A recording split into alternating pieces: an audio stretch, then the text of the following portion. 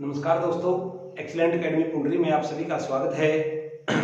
जैसा कि पिछली कक्षा में कहा था बच्चों कि अगली कक्षा में आपको पाकिस्तान की मांग के बारे में, वेवल योजना के बारे में और शिमला सम्मेलन के बारे में बताया जाएगा। तो आज हम इन्हीं 3 टॉपिक के ऊपर चर्चा करने वाले हैं और आपको उम्मीद दिलाता हूं कि आपको इनमें कुछ न कुछ बिल्कुल नया सिखाऊंगा मैं। ध्यान से देखते रहें। देखने के बाद अगर आपको लगता है कि कुछ समझ में आया है, आपको कुछ अच्छा सिखा पाया हूं, तो पहले नहीं, देखने के बाद आप वीडियो को सब्सक्राइब, लाइक और शेयर जरूर कर देना दोस्तों। तो देखें जो हमारे आज के टॉपिक हैं। पहले पाकिस्तान का गठन। तो पाकिस्तान के बारे में प्रश्न आता है बच्चों कि पाकिस्तान शब्द के जनक कौन है। सबसे पहले यही प्रश्न आता है बच्चों कि पाकिस्तान शब्द के जनक कौन है। अगर ये प्रश्न आता है एग्जाम में तो उसका आंसर होगा बच्चों चौधरी रहमत अली। चौधरी रहमत अली। चौधरी रहमत अली का जन्म बलचौर नामक स्थान पर हुआ था। बलचौर कहां पर है? होशियारपुर में है। कहां पर है? जिला था होशियारपुर, यानी कि पंजाब के अंदर। कहां पर? पंजाब में होशियारपुर जिले में इसका जन्म हुआ। इन्होंने अपनी प्रारंभिक पढ़ाई पंजाब से ही की। उसके बाद ये कैम्ब्रिज यूनिवर्सिटी चले गए पढ़ने के लिए बच्चों, और कैम्ब्रिज यूनिवर्सिटी में पढ़ते हुए ही इन्होंने पाकिस्तान शब्द की उत्पत्ति की। कैम्ब्रिज यूनिवर्सिटी में जिस समय पढ़ रहे थे तो इन्होंने 1933 में पहली बार पाकिस्तान अलग देश की मांग की बच्चों, और इन्होंने एक पत्र लिखा 1933 में और दूसरा पत्र लिखा इन्होंने 1935 में। अपने 2 पत्रों के अंदर इन्होंने पाकिस्तान शब्द का जिक्र किया बच्चों, लेकिन इन्होंने पाकिस्तान का नाम उस समय पाकिस्तान नहीं रखा था, बल्कि इन्होंने नाम रखा था पाकिस्तान। पाकिस्तान जो अलग देश बनाना चाहते थे, रहमत अली ने उस समय नाम दिया था बच्चों पाकिस्तान। बाद में इसका नाम पाकिस्तान पड़ा था बच्चों। पाकिस्तान शब्द का सृजन बाद में किया गया था पाकिस्तान। तो अगर प्रश्न आता है एग्जाम में पाकिस्तान के जनक कौन है, तो पाकिस्तान से संबंधित ये प्रश्न हो गया। रहमत अली के बारे में मैं आपको बता चुका हूं। हाँ, रहमत अली का जन्म कब हुआ हो सकता है प्रश्न पूछ लिया जाए। तो चौधरी रहमत अली का जन्म 16 नवंबर 1887 को हुआ था। कब हुआ था? 16 नवंबर 1887 को हुआ था। कहां पर हुआ था? पंजाब में। हालांकि इनकी मृत्यु ना पाकिस्तान में हुई ना पंजाब में हुई। ना पाकिस्तान में हुई ना पंजाब में हुई ना भारत में हुई। यानी कि जो पाकिस्तान में पंजाब था उसमें भी नहीं हुई, जहां पर इसका जन्म हुआ वहां पर भी नहीं हुई। तो इनकी मृत्यु कैम्ब्रिज में ही हुई थी बच्चों। कहां पर हुई थी? कैम्ब्रिज में ही इनकी मृत्यु हुई 3 फरवरी 1951। 3 फरवरी 1951 को इनकी मृत्यु हुई थी। तो ये था पाकिस्तान शब्द का जनक बच्चों। उसके बारे में मैंने आपको अच्छे से बताया, विस्तार से बताया पाकिस्तान। अब प्रश्न ये उठता है पाकिस्तान शब्द का जिक्र कब किया गया उसके बाद। तो पाकिस्तान शब्द को जो मांग की गई वो जो 22-23 मार्च का सम्मेलन था, 22-23 मार्च का जो लाहौर सम्मेलन था, यानी लाहौर का अधिवेशन था मुस्लिम लीग का। लाहौर अधिवेशन में मुस्लिम लीग का ये अधिवेशन था बच्चों। लाहौर अधिवेशन में मुस्लिम लीग के द्वारा पाकिस्तान की मांग पहली बार की गई थी 22-23 मार्च 1940 में। लाहौर अधिवेशन में मुस्लिम लीग द्वारा मांग की गई, और इस समय मुस्लिम लीग के जो अध्यक्ष थे बच्चों वो थे जिन्ना। तो उस समय मांग की गई कि मुस्लिमों के लिए एक अलग से राष्ट्र होना चाहिए जिसका नाम पाकिस्तान हो। इस प्रारूप को, जो अलग देश था, इसका प्रारूप किसने तैयार किया? इसका प्रारूप तैयार किया था सर सिकंदर खान हयात ने। सर सिकंदर खान हयात। याद होगा बच्चों आपको, मैंने पिछली कक्षा में बताया था कि 11 राज्यों में सरकार बनी, 6 में कांग्रेस की बनी, 2 में कांग्रेस की मिलीजुली बनी, 1 राज्य में पंजाब में यूनियनिस्ट पार्टी की सरकार बनी थी। तो ये बच्चों उस समय पंजाब के सीएम थे। पंजाब के सीएम थे सर सिकंदर खान हयात। इनके द्वारा सर सिकंदर खान हयात के द्वारा पाकिस्तान का प्रारूप तैयार किया गया और फजलुल हक ने इसे पेश किया। इसे पेश किसने किया लीग के अंदर? फजलुल हक ने, फजलुल हक के द्वारा इसे पेश किया गया। तो पाकिस्तान शब्द की मांग की गई और आखिरकार जब अंग्रेज गए तो जाते जाते भारत के 2 टुकड़े करके गए और पाकिस्तान का गठन हुआ बच्चों। और पाकिस्तान का गठन कब माना जाएगा? 14 अगस्त 1947। पाकिस्तान अपना स्वतंत्रता दिवस भी 14 अगस्त 1947 को ही मनाता है। लेकिन अगर हम बात करें पाकिस्तान मुस्लिम गणतंत्र देश कब बना? मुस्लिम गणतंत्र देश कब बना? देखो बच्चों 15 अगस्त को भारत आजाद हुआ, 14 अगस्त को पाकिस्तान अलग बना और ये माना जाता है कि 14 अगस्त को ही पाकिस्तान अपना जन्म दिवस यानी स्वतंत्रता दिवस मनाता है। लेकिन अगर हम बात करें कि मुस्लिम गणतंत्र दिवस कब बना था बच्चों ये, तो मुस्लिम गणतंत्र दिवस बना था ये 23 मार्च 1956। 23 मार्च 1956 को मुस्लिम गणतंत्र देश बना पाकिस्तान बच्चों। तो ये था पाकिस्तान के बारे में कुछ जानकारी बच्चों, उम्मीद है आपको समझ आई होगी।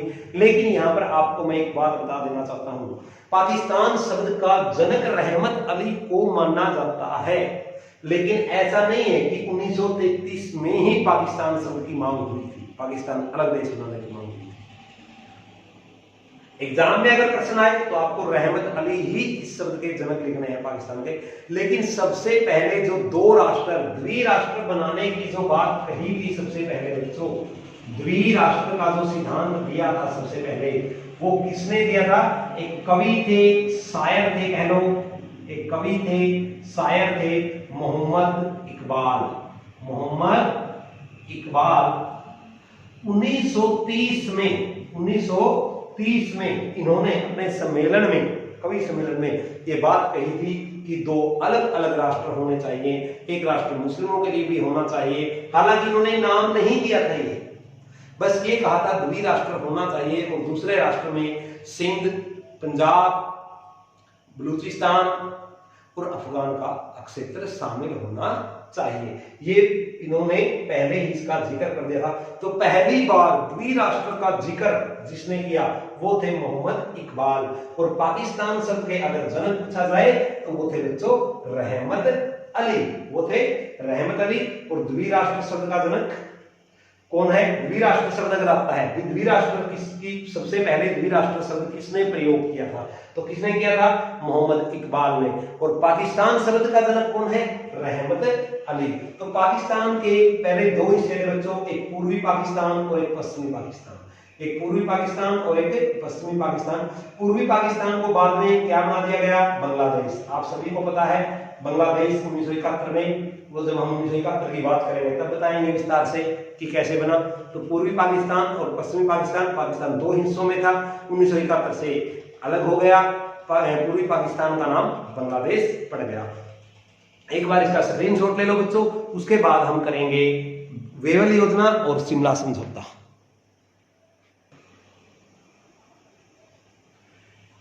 तो वेवल योजना और शिमला सम्मेलन क्या है बच्चों?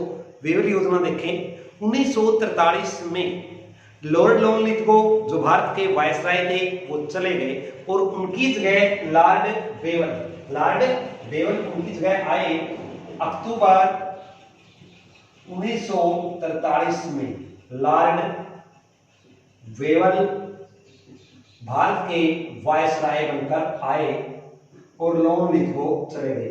जिस समय लॉर्ड बेवल भारत के वायसराय बने तो उस समय भारत की स्थिति बेहद तनावपूर्ण थी, क्योंकि भारतीय स्वतंत्रता की मांग कर रहे थे। 1942 में जो आंदोलन हुआ वो शुरू हो चुके थे। तो इस समय भारतवासी सभी स्वतंत्रता चाहते थे और भारत की स्थिति बेहद तनावपूर्ण थी बच्चों।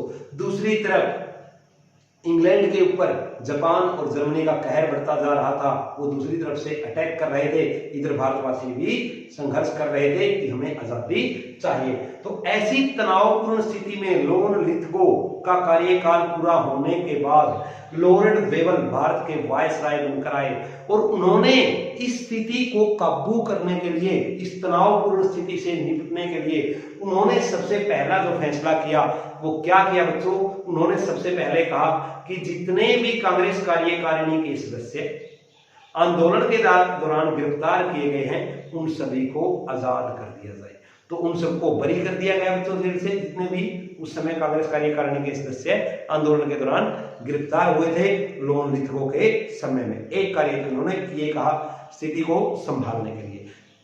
दूसरा, इन्होंने भारतीयों के सामने एक प्रस्ताव रखा जिसे हम वेवन योजना कहते हैं, और वो प्रस्ताव क्या रखा?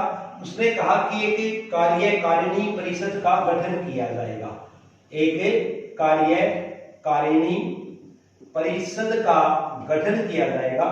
और ये गठन कब तक चलेगी ये कार्यकारिणी परिषद? जब तक भारतीय अपना संविधान नहीं बना लेते। तो उन्होंने कहा कि जब तक भारतीय अपने संविधान का निर्माण नहीं कर लेते तब तक एक कार्यकारिणी परिषद का गठन किया जाएगा। और सबसे बड़ी बात, इस कार्यकारिणी परिषद के जो सभी सदस्य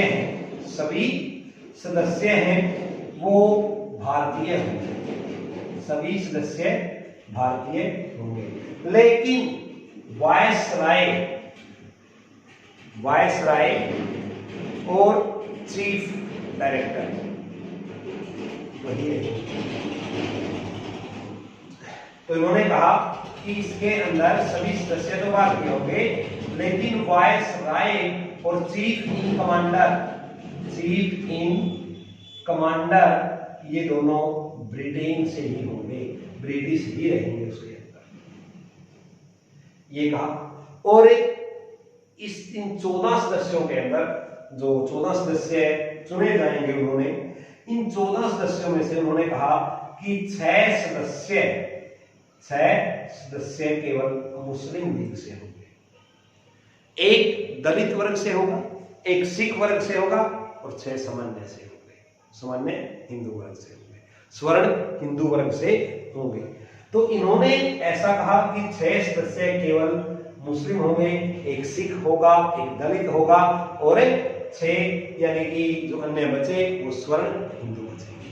तो इस प्रकार इन्होंने 14 सदस्यों का बच्चों बंटवारा किया और कहा कि ये कार्यकारिणी परिषद उसी समय तक चलेगी जब तक कि भारतीय अपने लिए एक अलग संविधान का निर्माण नहीं कर लेते, केवल उस समय तक चलेगी। तो जो ये योजना पेश की वेवन ने, कार्यकारिणी परिषद वाली जो योजना पेश की, ये कब पेश की बच्चों? 14 जून 1945। 14 जून 1945 को ये योजना पेश की। और इस योजना पर विचार करने के लिए शिमला सम्मेलन हुआ बच्चों। क्या हुआ? इस योजना पर विचार करने के लिए शिमला सम्मेलन हुआ। उसके अंदर मुस्लिम लीग के सदस्य भी गए और कांग्रेस के सदस्य भी गए। मुस्लिम लीग की तरफ से उसमें जिन्ना ने भी भाग लिया, कांग्रेस की तरफ से जो गए अबुल कलाम आजाद जी गए वहां पर। और केवल अबुल कलाम आजाद नहीं गए थे, जवाहरलाल भी गए थे उनके साथ, सरदार पटेल भी गए थे वहां पर शिमला सम्मेलन के अंदर। लेकिन जो अध्यक्ष के रूप में गए थे वो अबुल कलाम आजाद जी वहां पर गए थे। तो विचार के लिए उन्होंने 14 जुलाई तक, 25 जून से 14 जुलाई तक बच्चों, 25 जून से 14 जुलाई तक एक सम्मेलन हुआ शिमला सम्मेलन के नाम से, जिसको हम जानते हैं शिमला सम्मेलन हुआ बच्चों। इस सम्मेलन में जैसा कि मैंने बताया कि मुस्लिम लीग की तरफ से भी और कांग्रेस के भी प्रतिनिधि गए। मुस्लिम लीग की तरफ से कौन गए बच्चों? मुस्लिम लीग की तरफ से इसमें सम्मेलन में कौन थे? जिन्ना। और कांग्रेस की तरफ से कौन थे बच्चों? जी, कांग्रेस की तरफ से थे इसमें अबुल कलाम आजाद। इन्होंने, हालांकि मैंने बताया बच्चों आपको कि इसके अंदर सरदार पटेल और जवाहरलाल नेहरू भी गए थे, लेकिन जो अध्यक्ष के रूप में गए थे वो ये दोनों गए थे। यहां पर जिन्ना ने प्रस्ताव रखा वायसराय के सामने कि जो 6 सदस्य परिषद के अंदर होंगे, कार्यकारिणी परिषद में जो 6 सदस्य होंगे वो सभी मुस्लिम लीग से हों, सभी सदस्य मुस्लिम लीग से हों, सभी सदस्य मुस्लिम लीग के हों। हालांकि इन्होंने उसकी ये बात मान ली वायसराय ने, उसके बावजूद भी मुस्लिम लीग इस योजना पर सहमत नहीं हुई। ये बात मानने के बावजूद भी मुस्लिम लीग इस योजना पर उन्होंने इस प्रस्ताव को स्वीकार नहीं किया। उन्होंने कहा कि नहीं, हम इसे नहीं मानते। कांग्रेस ने तो इसका विरोध किया ही था, कांग्रेस तो इसका विरोध करना ही चाहती थी, ये कांग्रेस ने इसका विरोध किया।